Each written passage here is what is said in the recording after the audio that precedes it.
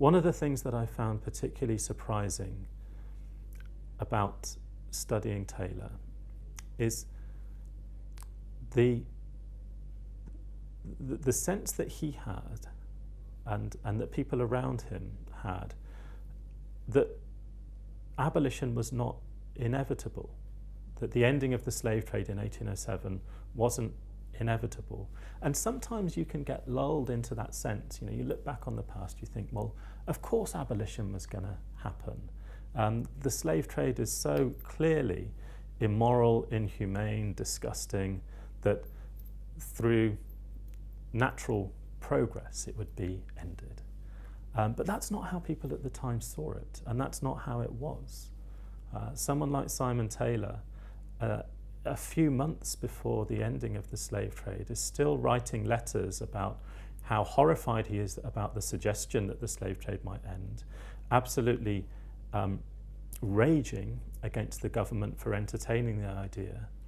But he and his correspondents are still suggesting that this might not in the end happen, that the government might not have the confidence to go through with the measure, because after all, look at what's at risk, look at all the profit that could be put in danger by ending something like the slave trade.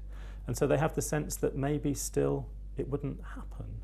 And what that reminds you, I think, is that those kinds of changes, these kind of big changes that we often think of as just, of course that would happen, it's inevitable. They have to be worked for, they have to be campaigned for.